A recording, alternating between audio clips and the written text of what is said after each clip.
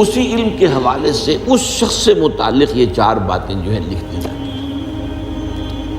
اب اس کو سمجھنا چاہیے، اصل میں جو بات مسئلہ تقدیر کے سمجھنے میں، جو یوں سمجھیے کہ ایک بہت آسان فارمولہ ہے اگر سمجھنا چاہے انسان، اور یہ میں عرض کر چکا ہوں کہ سمجھنا چاہیں گے تو سمجھ جائیں گے، تفصیل میں جائیں گے تو الجھ جائیں گے، اور مناظرہ اور مباحثہ کریں گے تو گمراہ ہو جائیں گے۔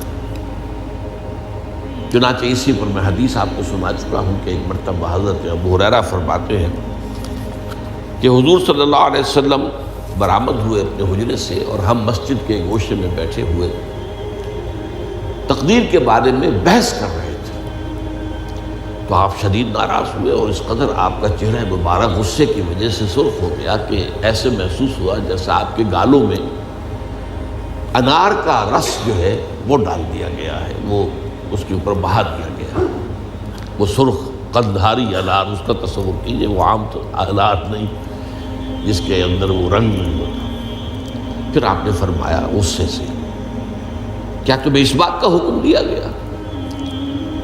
کیا مجھے تمہاری طرف اسی کام کے لیے بھیجا گیا کہ اس مسئلے میں تم بحث کرو؟ عزمت علیکم میں تاکید کر رہا ہوں اس مسئلے میں بحث سے گریز کرو، بحث مت کرو۔ تو یہ مسئلہ اگرچہ اس اعتبار سے بڑا مشکل ہے، اگرچہ سمجھنا چاہیں تو سمجھ سکتے ہیں، لیکن میں ایک اور حدیث بھی آپ کو سنا دوں کہ اس پر ایمان کس قدر لازم ہے۔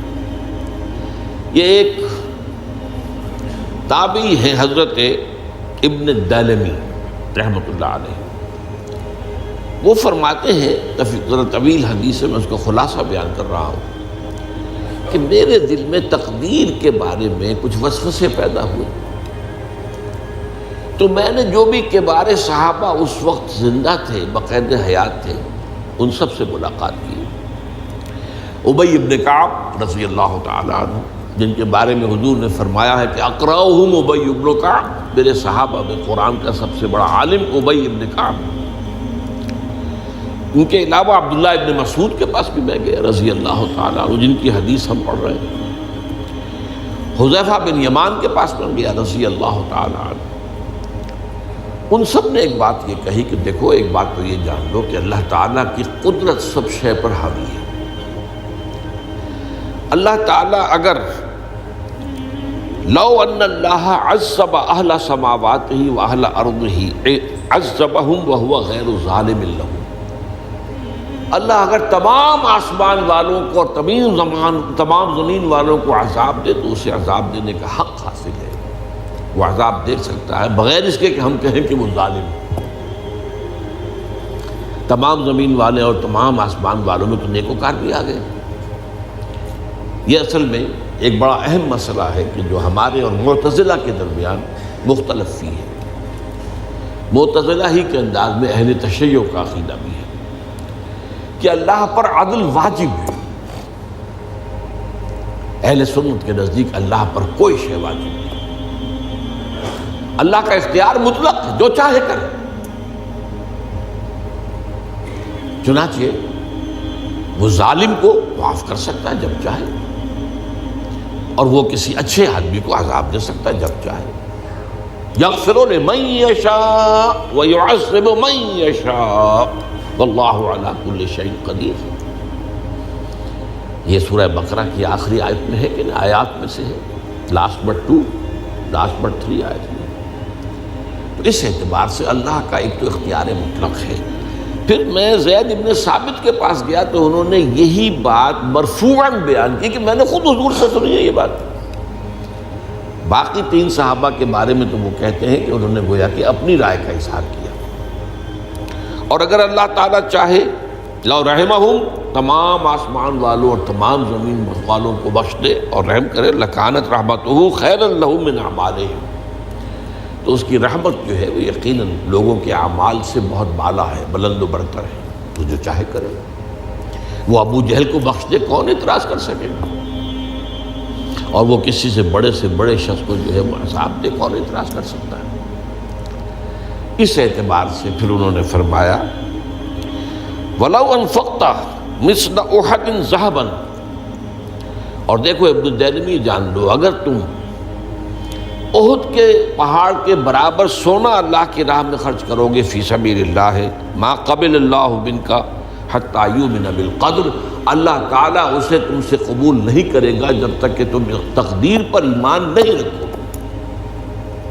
اور اس کے بعد فرمایا اعلم، جان لو، انما اصابک لم یکن لیخطئک، جو چیز تم پر واقع ہوتی ہے، کوئی تکلیف آتی ہے، کوئی حادثہ پیش آتا ہے، وہ تم سے ٹلنے والا تھا ہی نہیں۔ مطلب یہ کہ تم سوچو کاش میں یوں نہ کرتا، یوں کر دیتا، اگر یہ ہو جاتا، وہ ہو جاتا تو میں بچ جاتا، نہیں، وہ تو آنے والی بات تھی، وہ اللہ کی کتاب، وہ اللہ تعالیٰ کے علم قدیم کے اندر پہلے سے لکھا ہوا تھا، تو موجود ہے، تو وہ تو آنی ہی آنی تھی۔ وَأَنَّمَا أَخْطَأَكَ لَمْ يَكُنْ لِيُصِيبَكَ، اور جو چیز کہ تم سے چھوٹ گئی، جاتی رہی، تمہارے ہاتھ سے نکل گئی، ممکن ہی نہیں تھا کہ وہ تمہیں ملتی، وہ اللہ تعالیٰ کا وہ جو علم قدیم ہے اس کے اندر پہلے سے طے ہے۔ وَلَوْ مِتَّ عَلَىٰ غَيْرِ هَٰذَا لَدَخَلْتَ النَّارَ، اگر دیکھو تم غور سے سن لو، اگر اس عقیدے کے سوا کسی اور پر تمہاری موت واقع ہوئی تو جہنم میں داخل ہو جاؤ۔ تو یہ اس ایمان بالقدر کی اہمیت کا معاملہ۔ اب اس کے لیے جو میں کہہ رہا تھا کہ ایک فارمولہ جو سمجھ میں آ سکتا ہے وہ یہ ہے، انگریزی کی جو اصطلاحات کے حوالے سے پہلے میں واضح کروں گا وہ ذرا زیادہ واضح ہے۔ ایک ہے پری نالج، کسی چیز کا علم پہلے سے ہونا، ایک ہے پری ڈیسٹینیشن، کسی شے کا پہلے سے طے پا جانا۔ ان دونوں میں گڑبڑ کا نہیں کرنا چاہیے۔ اللہ کا علم قدیم اس کے جبر کو مستلزم نہیں ہے، اس کا علم ہے یہ کہ تم یہ کرو گے، اس کا مطلب یہ نہیں ہے کہ تم اس کے جبر کے تحت کر رہے ہو۔ اس کی ایک سادہ سی مثال میں دیا کرتا ہوں، پھر میں کروں گا، سمجھنا چاہیں تو یہ فارمولہ بہت کافی ہو جائے۔ آپ کسی بچے کے سامنے کوئی کھلونا ڈال دیں، آپ کو تقریباً یقین ہے وہ متوجہ ہوگا، اسے اٹھائے گا۔ ہو سکتا ہے بچہ کسی اور دھن میں ہو اس وقت، ادھر اس کی توجہ کسی اور کو نہ اٹھائے۔ اگر وہ اٹھا لیتا ہے تو آپ کے مجبور کرنے سے تو اس نے نہیں اٹھایا، اس نے تو اٹھایا ہے اپنے انسٹنکٹ کے تحت کہہ لیں، اپنے ارادے کے تحت کہہ لیں، آپ مجبور تو یہ آپ نے کی۔